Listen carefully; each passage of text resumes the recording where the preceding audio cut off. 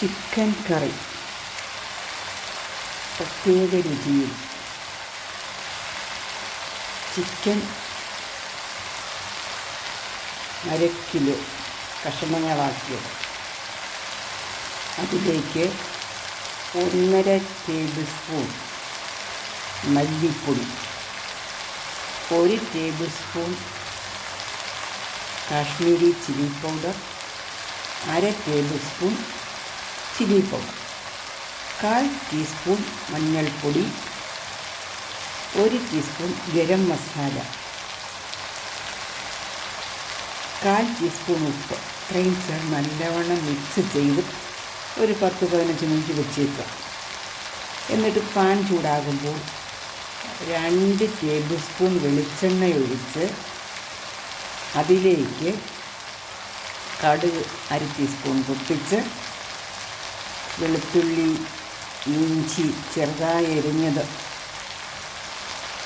ഓരോ ടീസ്പൂൺ വീതം ഇട്ട്, പച്ചമുളക് 2 ചെറുതായി എരിഞ്ഞത് ഇട്ട് വഴറ്റി, അതിലേക്ക് 2 സവാള ചെറുതായി അരിഞ്ഞെടുത്ത് വഴറ്റണം. വഴറ്റിയതിന് ശേഷം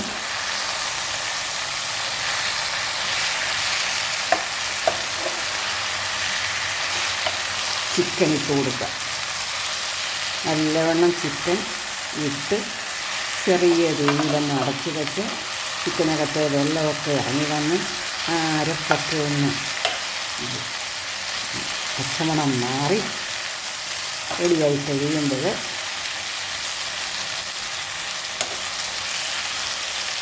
അതിലേക്ക് നമ്മൾ തേങ്ങാക്കൊത്ത് വറുത്ത് വെച്ചേക്കൊണ്ട് ഒരു അരമുറി അതിടുക.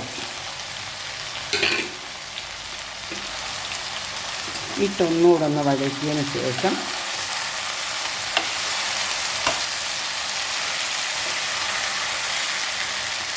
ഒരു 3.5 കപ്പ് വെള്ളം ഒഴിക്കുക. വെള്ളം ഒഴിച്ചു ഇളക്കി അടച്ച് വെച്ച് നല്ലൊരു തിള വരുമ്പോൾ, അതായത്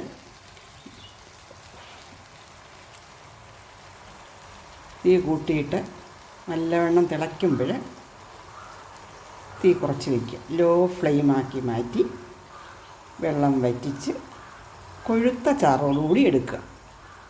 അങ്ങനെ നമ്മുടെ പ്രത്യേക രുചിയിലുള്ള ചിക്കൻ കറി റെഡിയാകുന്നു. Okay, thank U.